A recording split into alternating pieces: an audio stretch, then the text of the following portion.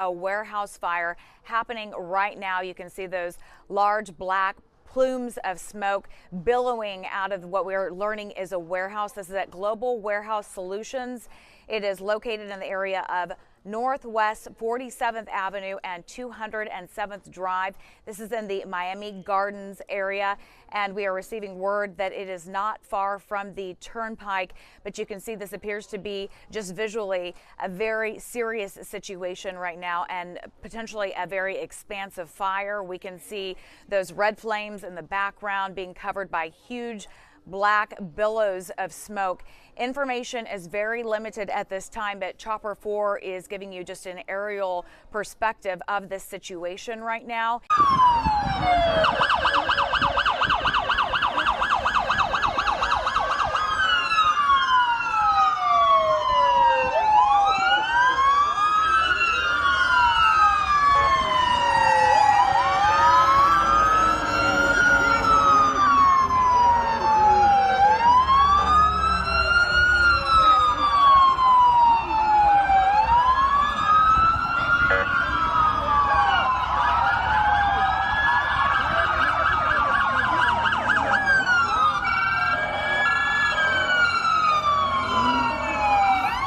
Excuse me, the fire is in the nursing, no? Yeah, I'm around. You base again? I'm the girl. Hey, excuse me. Dis fais un Amazon money me? Oh, dis-moi.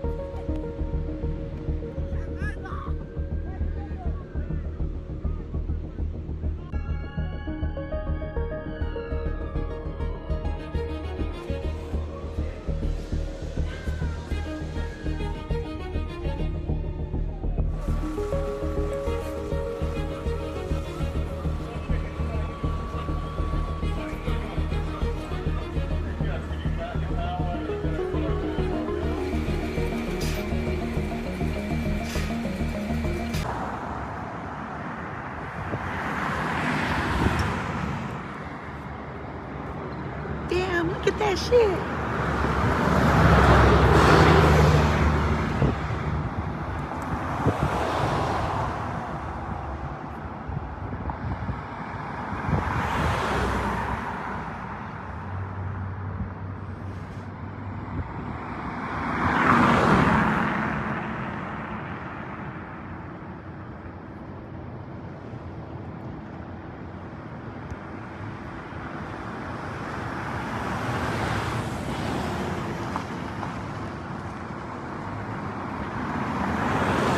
In the last few days, 10 warehouses have caught fire throughout America. This includes warehouses in Atlanta, Queens, New York, Bakersfield, California, and Ontario, California. According to fact checkers, a lot of these warehouse fires are coincidental and unrelated, but this has not stopped people from theorizing that this is the beginning of a micro trend from people who are upset about not being paid a living wage. As far as what I believe, I find it very coincidental that just a few weeks ago, Sam Altman, the CEO of OpenAI, got a Molotov thrown at his house. People have also been heavily protesting data centers being built in their areas, and these data centers are getting built anyway. So to me, it seems like the American people may just be fed up. Breaking into the Don Lemon Show newsroom, and it is not good news. It's really bad news, as a matter of fact. For the first time since Gallup began tracking, Gallup, the polling company, began tracking it, more U.S. workers are struggling in life. 49% struggling, 46% feel like they are thriving. Those numbers have flipped since Donald Trump took office. Gas prices are through the roof. Diesel through the roof. More people are raiding their 401ks than ever at an alarming rate. And we are in a war that has no justification. And Donald Trump's approval rating has fallen to 36%, the lowest since his return to the White House. That's according to a Reuters Ipsos poll. So are you tired of winning yet? Is America great? So we are all well aware that we are deep into the finding out portion of this horror story called the United States of America, correct? But the problem is that many of us did not fuck around, which is why we're trying to figure out how we got grouped in with those of you that did. And now everybody has to find out. That is a problem. You all chose to vote and follow a man that looks like he snuck upon earth and jumped into somebody else's body, which is why his skin is eroding from him as we speak. And then he sent that racist Care Bear, JD, over there to negotiate with Iran for what? The man humps couch cushions. He can't even negotiate himself into coochie.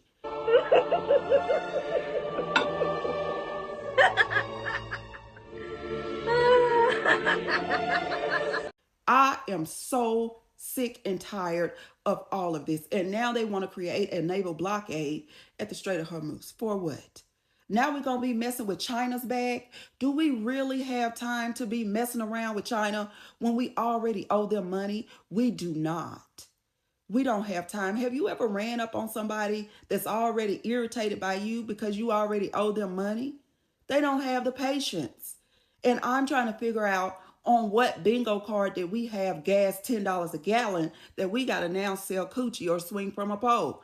Nobody wants to do it. Okay? This is all because you all did not like a black lady's laugh. I cannot. And like every time I scroll, it's a new warehouse, and I'm like, oh no, the warehouses. Like, stop.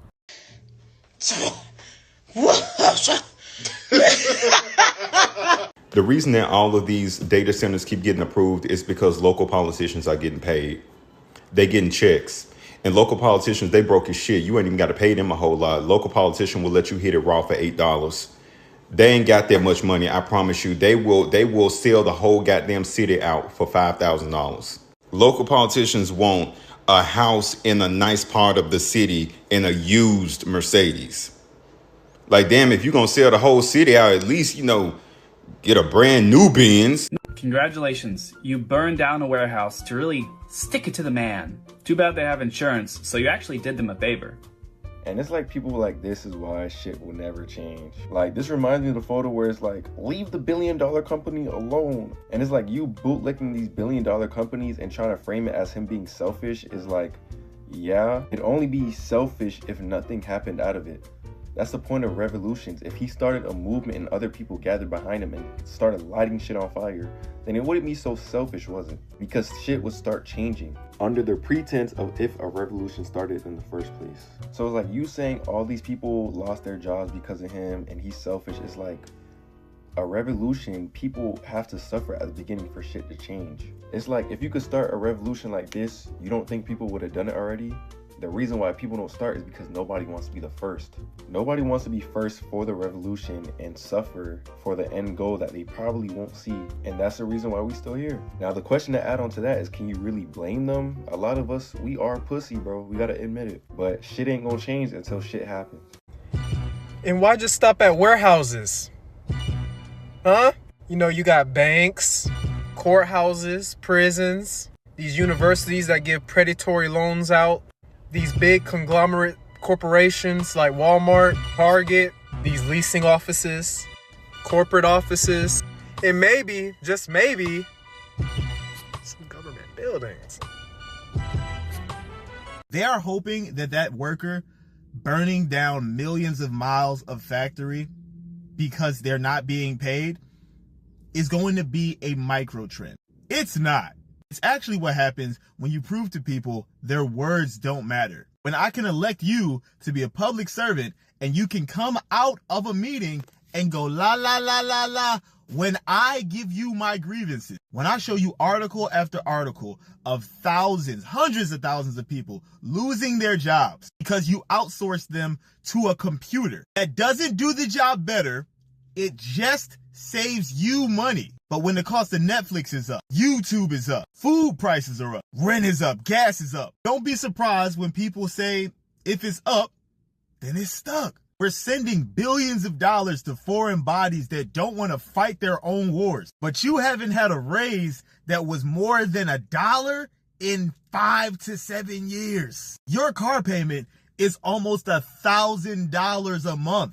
You haven't had insurance in almost a decade. And the CEO of the company you work for's salary is $29 million, while your tax dollars pay for $1 million missiles that get launched at children. That dude throwing the Molotov at Sam Altman's house, the fire being set at that factory, this is reality coming to a head because you guys are delusional. You guys think that there's enough Netflix and enough TV to keep everyone pacified until you realize there's no pacifying being homeless, facing eviction, daily starvation. Even the slowest of us are not going to be focused on TV when we can't afford to live. These events are not blips. They're signs of things to come. This is a warning. There are no peaceful negotiations with people whose response to you is sheer violence. When you gradually create multiple generations of people with nothing to lose, decreasing jobs, decreasing wages, a decreasing ability to purchase homes, and a destabilized, unsustainable way of life, they're going to respond. Grown man, by the way. Don't believe me? Watch this. There's no threatening people with a loss of wages, a loss of employment, or a loss of high quality of life when they don't have any of those things. You're going to see this happen way more. Good. One warehouse being set on fire has been more effective than any of the 3 No Kings marches we've had in the past 2 years. And why is that? Because violence is the answer. The rich, 1%, they know that because they are violent towards us every single day. Every day, they participate in acts of violence, and we just accept it. Violence is the answer. I don't care that man burned down that warehouse because fuck that warehouse, but I also don't care that he was overworked and underpaid because who the fuck did he vote for? Yes, that matters because at the end of the day, everyone's saying like, oh, this is the start of the revolution. This is the Boston Tea Party. This is the Boston Tea Party for y'all. Okay, we've been ready to light this motherfucking candle. We've been ready to light this fucking birthday cake. Y'all are the ones who take forever to understand what the fuck is going on. If you get all the people who are willing to work for lower wages out of the country, then who the fuck do you think is going to do it? Not the blacks, okay? We're overeducated and overqualified for these jobs. These aren't our jobs that they're taking, unlike that man said. They're your jobs. So you're going to have to work for less. And you think that, no, it's going to make us be able to demand higher pay. No, it's not. You've never gone up against a white man, okay? You're a white man who's never gone up against a white man. Do you know what the happens when you tell a white person no? Especially a rich white man no? You're about to fucking find out. So this is the Boston Tea Party for y'all, okay? We're still in the motherfucking house. When I saw the size of that warehouse burned down to the ground, and the forethought to make sure that all his coworkers were on break, okay? Make sure all his coworkers on break, and it was only 20 people. Imagine what they're making. Nothing. This is what I mean when I say burn it down, okay?